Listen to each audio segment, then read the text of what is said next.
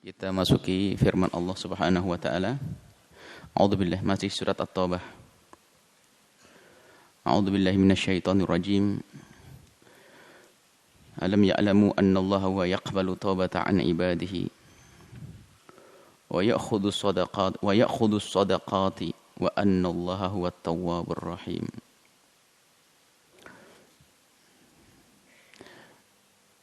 Pada ayat sebelumnya, baginda Nabi dan para sahabat-sahabat di saat ada orang-orang munafik yang tertinggal dalam peperangan, sengaja mereka menghindar, kemudian Allah berikan hidayah, lalu mereka bertobat. Mereka ingin memberikan hartanya untuk berjuang, tapi tidak diterima oleh baginda Nabi. Sampai ada perintah, khudhu min amwalihim. Mereka orang yang tobat, terimalah, besarkan hatinya. Annallahu wa yaqbalut taubah. Allah yang menerima tobat mereka. Ini disebutkan. Alam ya'lamu, apakah mereka tidak tahu? Kalau Allah adalah pemberi, maksudnya pemberian tahu. Allah itu maha pengampun, Allah yang maha memberi tobat. An ibadihi, kepada semua hamba-hambanya. Bagi orang-orang munafik selain daripada yang telah tobat, jika mendengar yang seperti ini, mestinya kalau hatinya hidup akan tersentuh.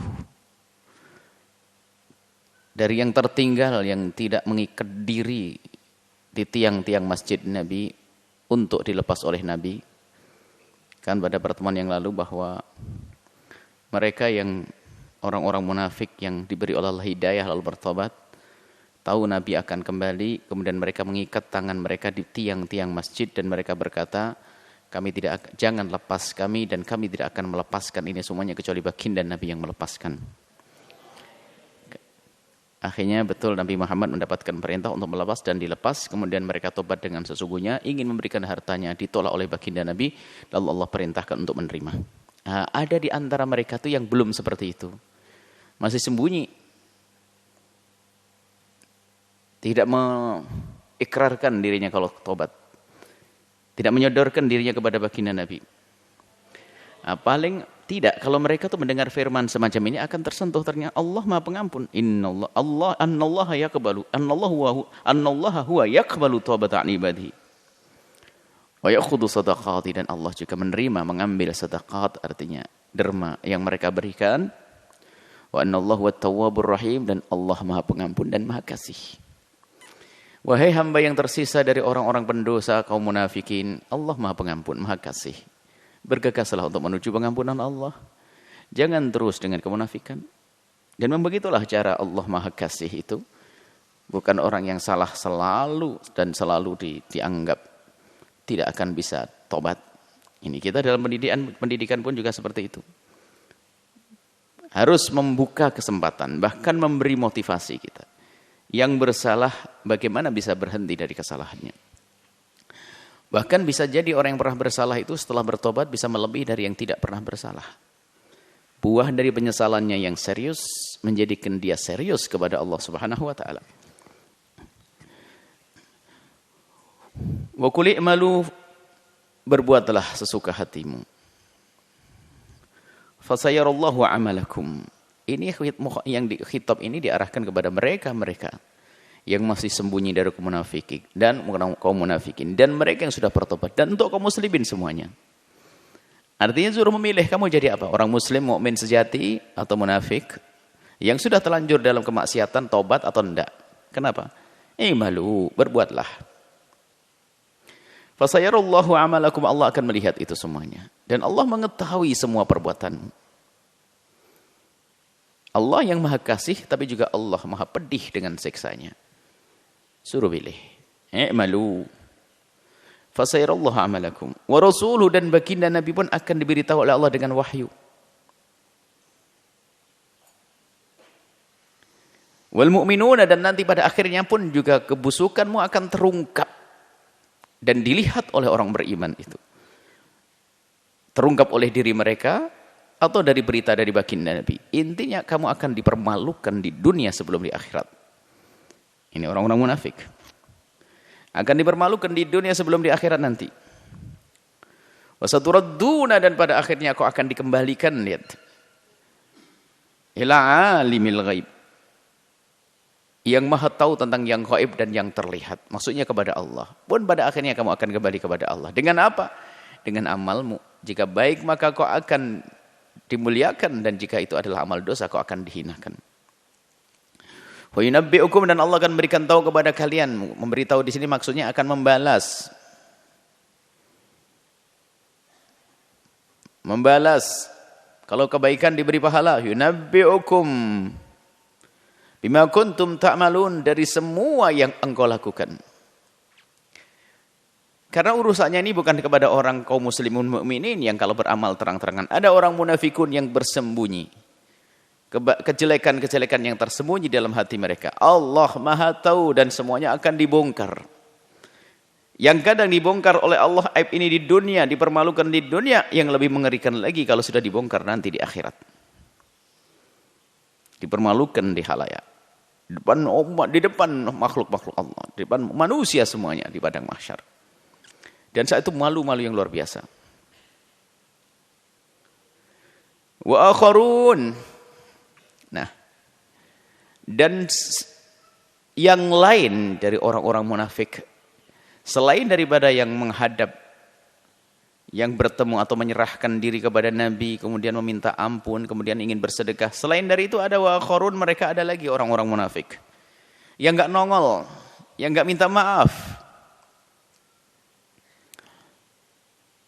yang tidak ikrar untuk taubat kepada Allah dan Rasulnya. Maka wa akharun itu murjauna li amrillahi, akan ditunda urusannya, diserahkan kepada Allah. Kalau Allah mengampuni, kalau tidak ya diseksa dengan kemunafikannya. Artinya apa? Sudah biasa, enggak punya kelebihan. Tapi pun demikian masih ada peluang bagi mereka, kalau ingin kembali kepada Allah mereka akan kembali. Murjaunya akan ditunda, ditakhir, ditunda li amrillahi, urusan Allah. Imma yu'adzibuhum, bisa jadi Allah menyiksa mereka karena dosa mereka amat besar. Wa imma yatubu alaihim, bisa jadi Allah memberikan hidayah lalu taubat. Dan memang betul di antara mereka orang munafik yang tersisa itu ada di antara mereka pada akhirnya pun diberi oleh Allah taubat. Maka di dalam ilmu tarbiyatun nufus atau ilmu tasawuf nanti disebutkan bahwa kalau kebaikan seseorang itu tentu akan membawa kepada kebaikan. Kebaikan yang pernah dilakukan oleh seorang hamba akan menjaga dirinya. Dari orang-orang munafik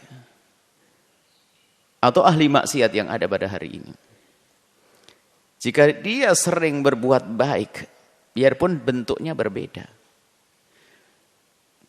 kesadaran untuk berbuat baik inilah benih yang ada di dalam hati, benih di dalam hati.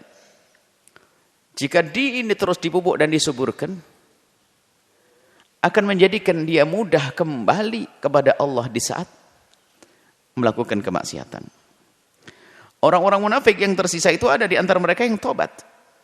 Dan kalau kita lacak, orang yang bisa tobat, tiba-tiba tobat tidak serta-merta. Memang secara zahir seolah serta-merta.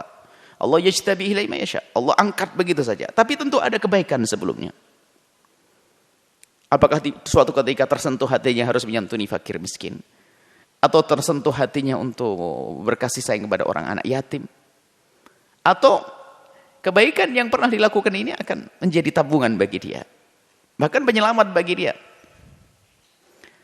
Maka Nabi mengajarkan jangan sampai kita merendahkan, meremehkan kebaikan sekecil apapun yang bisa kita lakukan, karena bisa jadi itu yang akan menolong kita. Nah, yang murjaun, yang ditunda waktunya, tidak ditampakkan oleh Allah tentang kemunafikannya, sehingga mereka, dan juga tidak ditampakkan kemunafikannya tapi tidak tobat kepada Allah, tidak kepada Nabi, tidak minta ampun kepada Allah, dan tidak datang kepada Nabi. Mereka yang tertinggal ini urusannya kepada Allah. Memang semuanya urusannya kepada Allah. Artinya apa? Ya kalau Allah memberikan hidayah ya tobat selamat, kalau enggak ya neraka. Nah, di antara mereka ada yang tobat kembali kepada Allah Subhanahu wa taala. Dan tadi jika ada orang-orang munafik yang tiba-tiba pada ujung kehidupannya adalah tobat, tentu ada kebaikan yang pernah dilakukan. yang menjadi sebab dia selamat. Maka ingat bahwasanya kebaikan-kebaikan yang dilakukan seorang hamba itu penjaga bagi dia. Dan ternyata bukan penjaga saja di saat kita berada di dunia, di akhirat. Menjadi sebab tidak diseksa oleh Allah Subhanahu wa taala. Beramal baik. Wallahu alimun hakim. Allah Maha tahu, membiarkan. Allah Maha tahu, hakim bijak, membiarkan mereka tidak tobat dulu ada. Untuk jadi contoh bagi siapapun. Terlambat tobat pun tidak ada masalah. Artinya yang penting jangan sampai tidak tobat. Akan tapi bergegaslah untuk tobat. Khawatir kalau menunda tobat didahului oleh malaikat Israel. Wallahu Allah alimun maha tahu apa yang terjadi pada hambanya, halimun Allah hakimun, Allah maha bijak. Enggak ada kezaliman yang terjadi dari Allah, enggak. Allah maha tahu tentang hamba-hamba yang ditunda hukumannya oleh Allah, bahwa ada di antara mereka itu nanti akan bertobat. Allah maha tahu, maka ditunda oleh Allah. Bahkan di saat Allah membiarkan yang lainnya terus dengan kemungkarannya, kemunafikannya sampai masuk neraka, Allah maha tahu karena Allah hakim dan Allah maha bijak. Enggak akan salah di dalam menentukan semacam itu.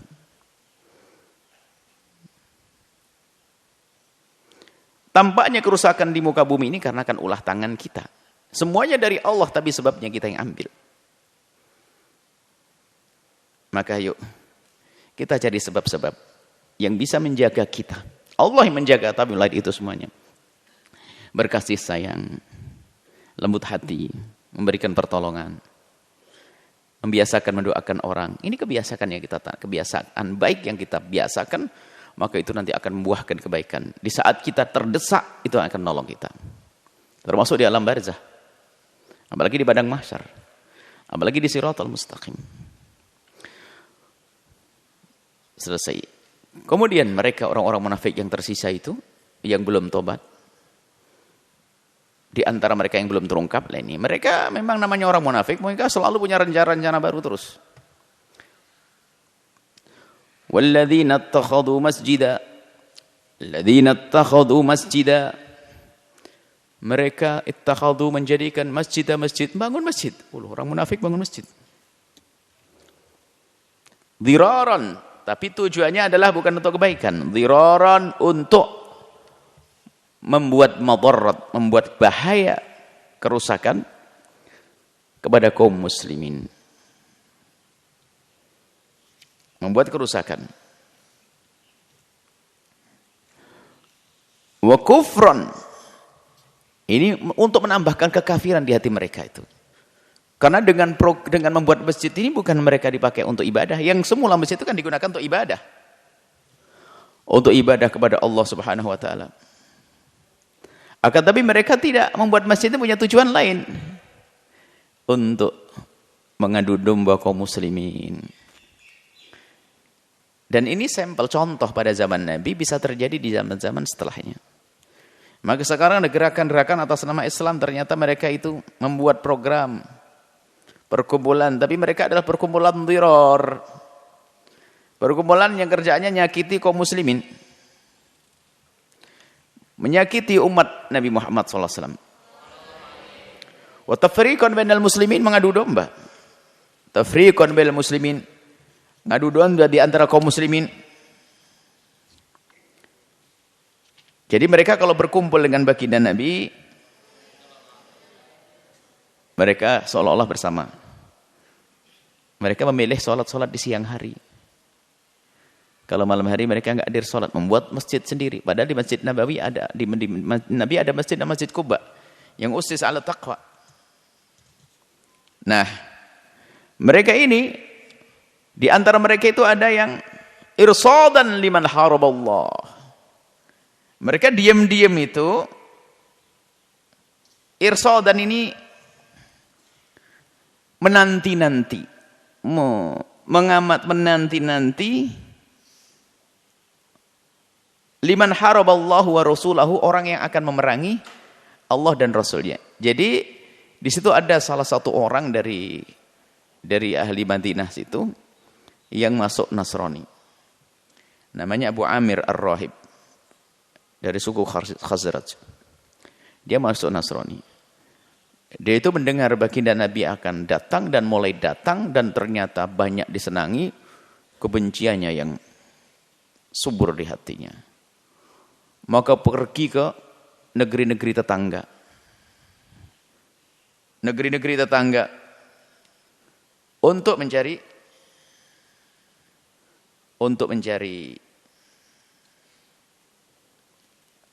dukungan. Dan dia mengirim surat bahwasanya kami sudah menyiapkan pasukan dari orang-orang yang tidak setuju dengan, tidak senang dengan Nabi Muhammad, dan tunggulah.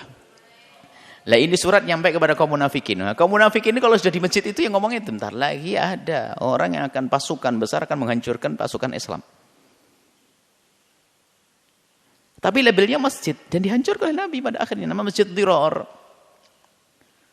Masjid Dirar, masjid yang membuat kerusakan, perpecahan, menambahkan kekafiran. Diskusinya adalah, ini ada sekarang ada grup diskusi Islam. Jaringan diskusi Islam. Islam ngaco. Yang berguru kepada orang-orang yang tidak iman kepada Allah dan Rasulnya. Kaum-kaum orientalis. Pemikiran-pemikiran yang selalu menuduh Islam. Didiskusikan di situ tentang seolah-olah wanita tertindas. Islam liberal, Islam yang kasihan ini. Seolah-olah dengan waris tidak adil. Kemudian banyak hal. Hukum-hukum Islam yang selama ini sudah menjadi sebuah kesepakatan banyak dianggap tidak sesuai. Lah mereka itu berkumpul. Tapi berkumpul atas nama Islam. Ini hati. Tapi kerjaannya hanya ganggu umat Islam. Uniknya mereka itu lebih mesra dengan orang yang tidak sesuai dengan Islam secara iman. Mereka lebih mesra dengan orang di luar Islam, tapi dengan orang Islam sendiri begitu. Biar kadang yang terpengaruh dengan pemikiran ini, mereka nggak mau dianggap kelompok ini. Cuman lihat modelnya manusia ini, biarpun kadang tokoh. Ini kalau sudah umat Islam diganggu, itu tenang-tenang saja. Tapi di satu umat Islam ada yang ganggu, wah langsung dia paling depan, nggak tahu menjilat, munafik. Karena dia merasa aman, karena dia sudah pakai label Islam. Pasti orang Islam dengan saya. Bahkan mungkin di seorang tokoh yang dibesarkan. Tapi di saat urusan dengan orang di luar Islam, dia menjilatnya luar biasa. Bahkan kalau ada orang di luar Islam, terganggu langsung dia paling depan. Seolah umat Islam ini adalah penjahat. Umat Islam adalah membuat kerusakan. Sehingga harus dilindungi orang non-muslim itu.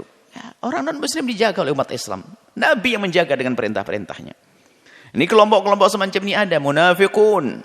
Yang berkumpul di tempat semacam ini. Yang lebih baik. Mereka lebih dekat kepada orang di luar Islam. Tapi dengan kaum muslimin mereka suka membuat ungkapan-ungkapan yang menyakitkan hati mereka. Na'udzubillah. Nah ini, kita perlu kejujuran di dalam memahami hal-hal semacam ini.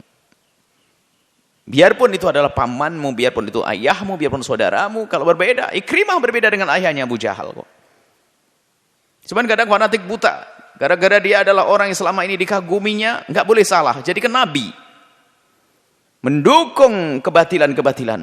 Bahkan ada di antara mereka yang selama ini kita prihatin, kita sedih, adik-adik kita, saudara-saudari kita yang kelainan dalam mentalnya, masalah termasuk dalam LGBT dan sebagainya. Kita ingin membalikkan mereka kepada kenormalan. Ada yang mendukung. Ngaku Islam lagi. Nah, ini perkumpulan-perkumpulan ini membahayakan. Ini adalah mereka tinggal di Masjid Dirar. Kalau di perkumpulan ya di diskusi Dirar. Kalau madrasah ya madrasah Dirar. Memecah belah umat. Ini membahayakan sekali orang semacam ini. Liman kharaballahu wa rasulahu min qablu. Jadi mereka orang-orang munafik itu nunggu surat yang dikirimkan oleh rahib tadi, Abu Amir ar-Rahib itu dikirimkan bahwasanya nanti akan datang pasukan, kau akan datang dengan pasukan. Wah, mereka senang. Wah, ntar lagi Islam hancur. Islam hancur. Cuman munafik-munafik hari ini ya mereka sudah tidak berpikiran. Mereka sudah dalam kehancuran, nggak sadar. Umat Islam sekarang dalam kerusakan sudah nggak sadar masuk ke akhlak-akhlak yang. Kehancuran kan bukan saja dalam peperangan sebetulnya, kalau kita pahami bahwa kemerosotan moral itu kehancurannya sesungguhnya hati. Kalau dalam perang kita kalah mati di medan laga, mati syahid. Tapi kalau kita kalah di dalam memerangi hawa nafsu, kita akan jadi budak hawa nafsu. Lihat. Membahayakan sekali dalam diri kita. Nah ini mereka ini kaum munafikun ini berkomunikasi dengan orang-orang yang tadi di luar Islam. Manis sekali komunikasinya. Bahkan jika ada umat Nabi Muhammad, umat Islam yang ingin menegakkan syariat itu langsung disorot. Dianggap ini bertentangan dengan hak asasi manusia. Padahal Islam adalah mengangkat hak asasi manusia. Apa sih yang kurang coba? Mereka bicara tentang emansipasi.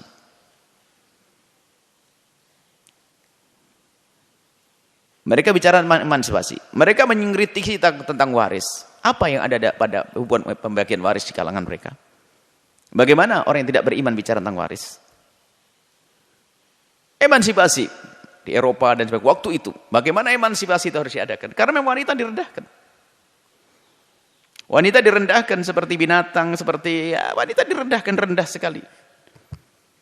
Karena wanita direndahkan, ada gerakan wanita untuk disetarakan dengan kaum pria, namanya emansipasi. Emansipasi wanita. Wanita direndahkan di tempat tersebut, maka gerakan wanita untuk mencari keadilan agar disamakan dengan kaum pria, maka namanya gerakan emansipasi. Jadi dasarnya memang wanita direndahkan. Cuman di dalam Islam nggak perlu emansipasi.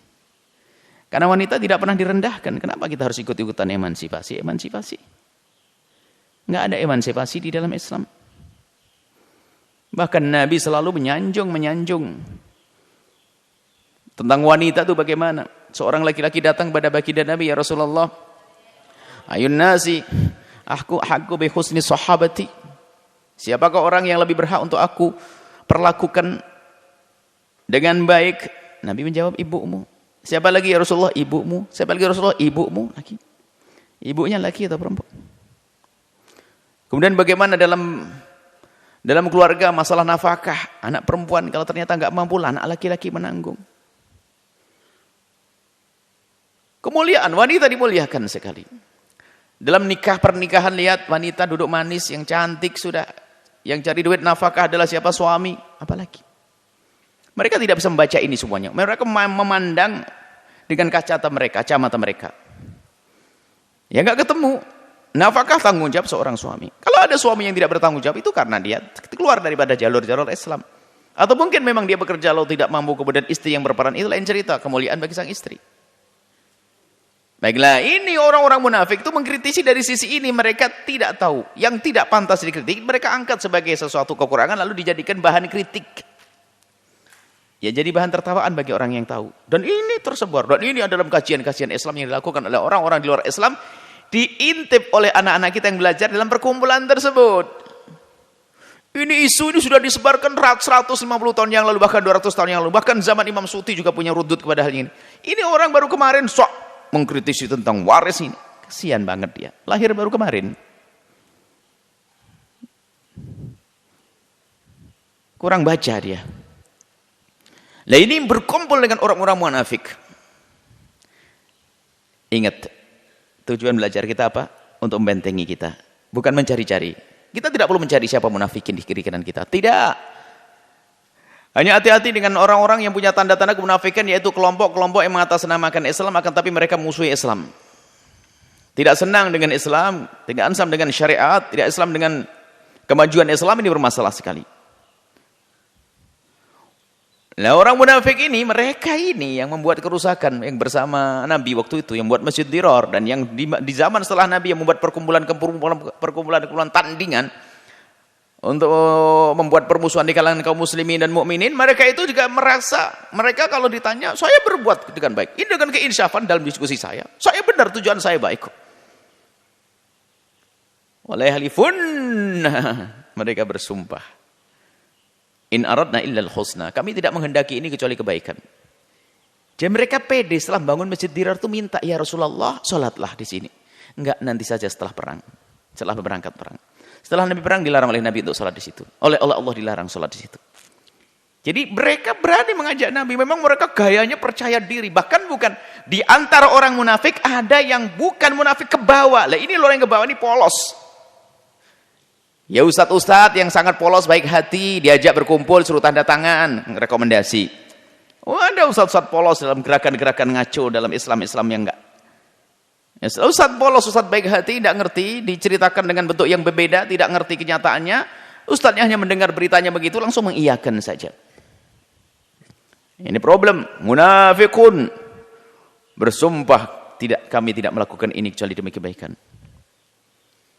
Wallahu yashhadu innahum lakadzibun. Allah Maha tahu yang menyaksikan itu semua, bahwa mereka adalah orang-orang pembohong dan pendusta. Saat mereka minta Nabi untuk salat, Allah melarang la takum fihi abada. Wahai Muhammad, jangan salat sama sekali di tempat tersebut. Jadi Nabi waktu menghancurkan juga perintah dari Allah untuk tidak di tempat.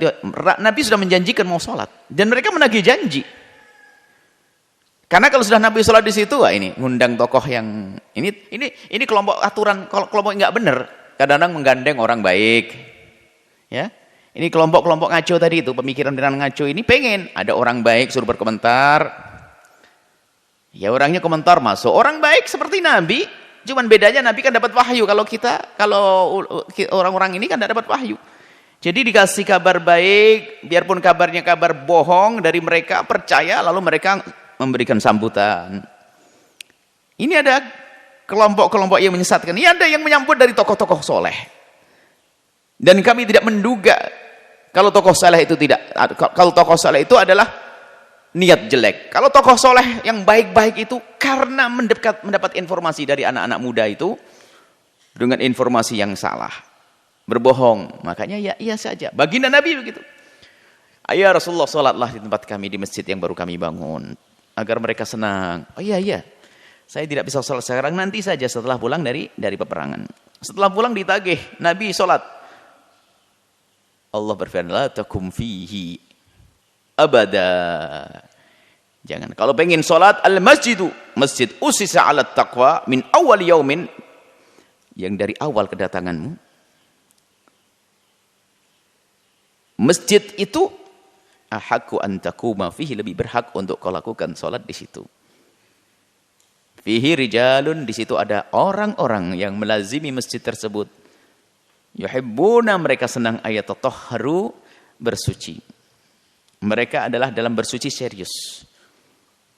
Sebagian menjelaskan bahasanya kalau istinja selalu dengan dua. Mengumpulkan antara batu dengan air. Ini diantaranya disebutkan kelebihannya orang-orang di situ adalah istinjanya dengan dua. Maknanya yuhibbuna ayatatahharu, mereka serius di dalam bersuci. Wallahu yuhibbul mutatahhirin, wallahu yuhibbul mutahhirin. Allah yuhibbul mutahhirin. Allah senang dengan orang-orang yang seperti itu, yang senang dalam bersuci. Kalau saya di tafsir Al-Jilani menjelaskan mereka yuhibbuna ayatatahharu, mereka adalah orang-orang yang senantiasa membersihkan hati mereka. Tidak punya prasangka buruk kepada Nabi dan kaum muslimin mukminin. Ya tatahharu, mereka membersihkan hati mereka. Menyucikan hati mereka. Makna batin. Dan tidak mustahil karena Nabi tidak berbuat kecuali dengan wahyu. Jika Allah memerintahkan, Allah menyanjung begini, tentu benar bukan zahirnya saja yang mereka sering bersuci, akan tapi tentu batinnya mereka juga sering disucikan. Mereka sering mensucikan batin mereka.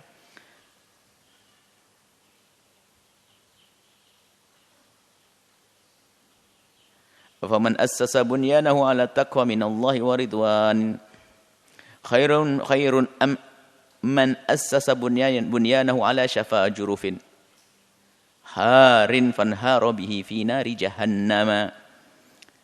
Afaman assasa, apakah orang yang membuat pondasi bunyanahu dalam bangunannya ala taqwa, atas dasar taqwa, iman kepada Allah kokoh.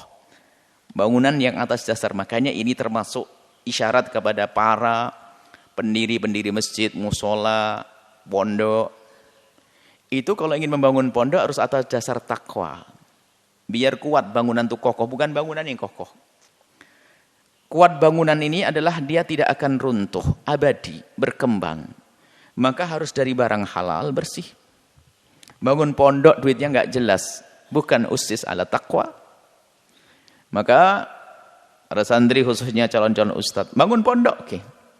Bangun masjid, oke, tapi pastikan dari harta yang bersih.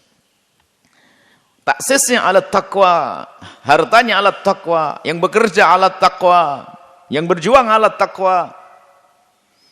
Ini kuat, dia akan runtuh sampai kapanpun. Harus seperti itu. Afaman assasa bunyahu ala taqwa minallahi wa ridwanihi, taqwa kepada Allah. Cari dananya pun bersih. Tidak asal comot sana, comot sini. Yang bekerja pun diupayakan untuk dekat kepada Allah.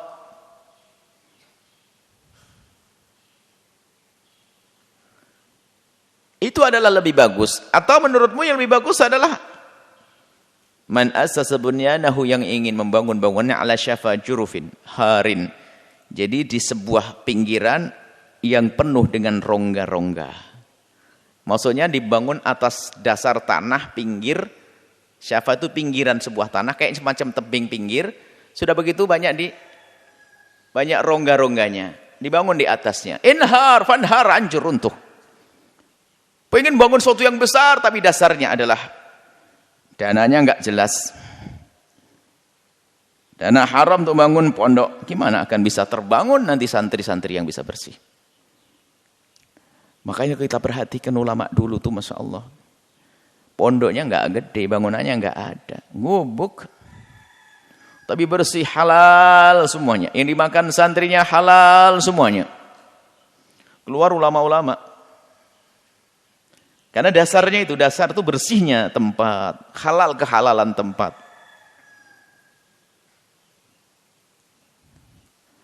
Kalau dibangun di atas pondasi yang kotor, yang rapuh, tidak kuat, tidak ada dasar takwa, maka fanhar, hancur. Fanhar bihi fi nari jahannam. Hancurnya bukan saja di dunia, di akhirat nanti masuk neraka jahannam. Yang ini masjid tadi dibangun bukan atas dasar takwa, tapi dasar permusuhan kepada Islam, kebencian kepada Islam, akan berakhir hancur. Kalau di dunia tampak dia sukses, disebut namanya, disanjung-sanjung di kalangannya, tapi ketahuilah di akhirat akan dihinakan, direndahkan. Allah alimun hakim.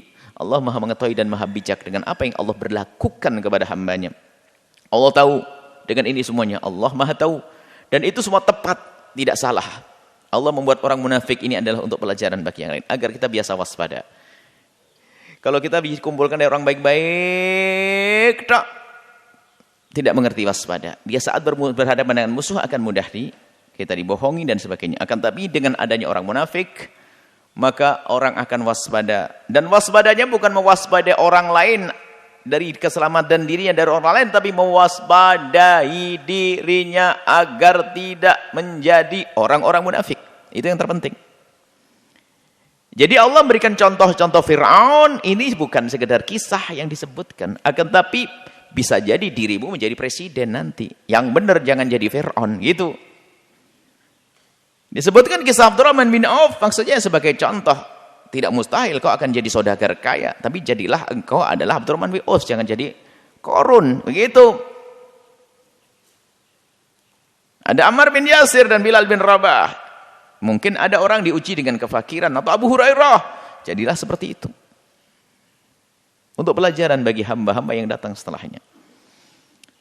Ini adalah kisah-kisah bagaimana pada zaman Nabi orang-orang yang di sekitar Nabi ternyata juga ada perong yang merongrong, yang grogoti, yang membuat kerusakan di dalam diri Islam. Dan jika pada zaman Nabi ada, kita harus waspada. Zaman setelah Nabi pun ada, dan zaman setelah Nabi pun ada, hingga sampai hari kiamat. Seperti ada siang, ada malam, maka ada orang baik. Maka Allah juga kirim orang yang tidak baik, agar semakin tinggi pangkatnya orang baik dengan berjuang untuk melawan yang tidak baik, dan agar semakin rendah orang yang direndahkan oleh Allah dengan kemaksiatan dan dosa-dosa. Nah ini adalah hikmahnya ada. Maka yuk kita menjadi kelompok yang diridhoi oleh Allah Subhanahu wa taala. Dan sudah benar jalan yang kita tempuh saat ini. Jalan ilmu, jalan menuntut, membelajar agama, jalan mendekatkan diri kepada Allah. Maka yang perlu kita tata setelah itu adalah hati yang tulus karena Allah. Itu adalah usis ala taqwa. Jadi yang kita bangun saat ini, ilmu yang kita bangun dalam otak kita, amal yang kita bangun dalam diri kita, perjuangan yang kita bangun harus usis ala taqwa. Bangunnya dari hati yang kenal Allah Subhanahu wa taala, yang rindu kepada Allah. Makanya cara belajarnya menghindari dari kemaksiatan. Jika orang tuamu ngirim rezeki, hati-hati. Bilang ke orang tuamu, kalau haram jangan kirim abah ke saya. Lalu kamu makan apa? Di pondok dikasih makan. Kalau haram jangan. Nah, seperti itu harus berani kita. Karena apa? Kalau sudah masuk haram pada di kita, itu asas yang rentak rapuh tadi. Pondasi yang rapuh akan runtuh bangunan yang kita bangun di atas nanti. Semoga Allah menguatkan iman kita, menjauhkan kita dari kemunafikan, dan Allah menjauhkan kita dari orang-orang munafik. Wallahu a'lam bishawab.